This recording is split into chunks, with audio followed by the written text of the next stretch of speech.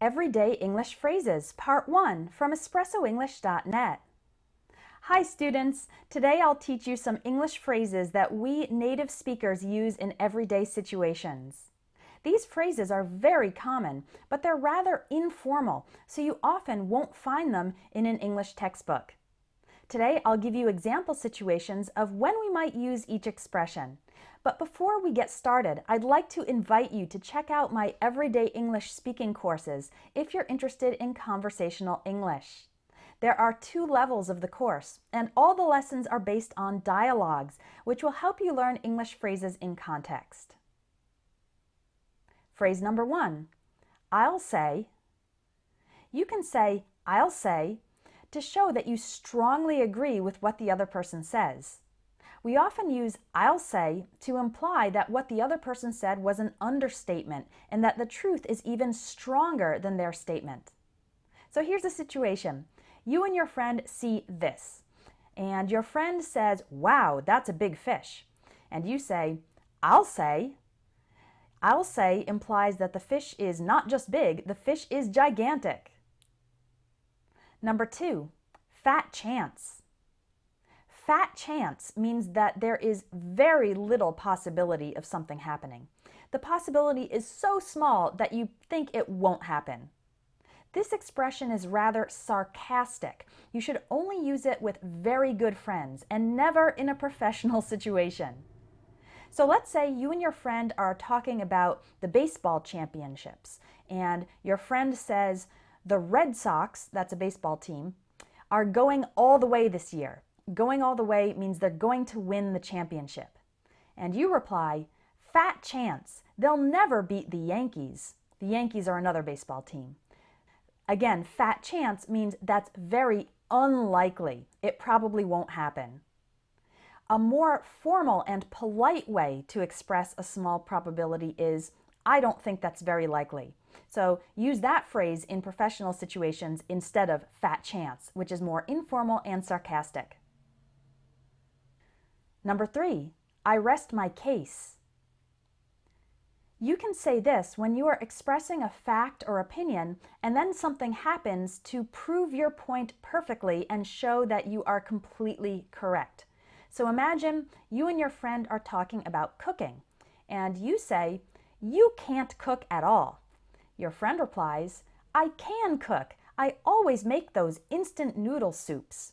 And you reply, I rest my case. It's the fact that instant noodle soups are meals for people who don't really know how to cook.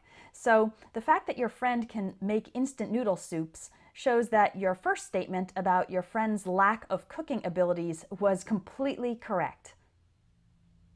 Number 4, what's the catch? You can say, what's the catch, when something sounds too good to be true. It means that you suspect that there is a hidden problem, which might make the opportunity not as good as it appears to be. For example, you and your friend are talking about working from home, and your friend says, I just found out about a great opportunity. I can work from home only 5 hours a week, and I'll earn at least $2,000 a month, guaranteed. You might say, what's the catch? Meaning you think that there is some problem or lie about this opportunity. Number 5, good call. When you respond to a statement with good call, you are saying that the other person made a good decision or a smart observation. So let's say you and your friend are trying to decide whether to go to the mall or to the movies. And your friend says, let's go to the mall. They're having a big sale this weekend. We can go to the movies anytime. And you respond, good call, meaning that's a smart decision. Number 6, take your pick. You can say take your pick when you are offering someone items for them to make a choice. Imagine you are going to make tea for your friend, and you have several different flavors, and you want to know which type of tea your friend prefers. So you could say, I have chai, green tea, ginger tea, and black tea. Take your pick. Meaning your friend can choose which one she wants. Number 7, make yourself at home. You can say this to welcome someone who comes to your home for a visit. You are telling them to sit down, get comfortable, and relax. So if you invite your colleague and her husband over for dinner and they arrive, you might open the door and say, "Hi, please come on in. Make yourselves at home." And your colleague might say, "Thank you. You have a lovely apartment." Make yourselves at home is an invitation to be comfortable in that space.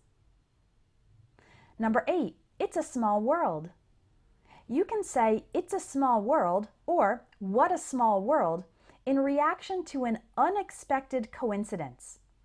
Let's say you're meeting a new coworker for the first time, and you say, "I heard you have a degree in physics. Where did you go to school?" And your coworker says, "At Stanford University." And imagine you went to that same university. You could say, "What a small world. I studied there too. What year did you graduate?" I hope you've enjoyed learning these informal phrases, and I hope the situations helped make it clear what each phrase means and when to use it. If you want to learn more conversational English right now, come join my Everyday English Speaking courses. These are my most popular courses at Espresso English, with more than 1,000 happy students. And when you sign up, you will get instant and permanent access to the course. Okay, thanks for joining me today. Bye for now.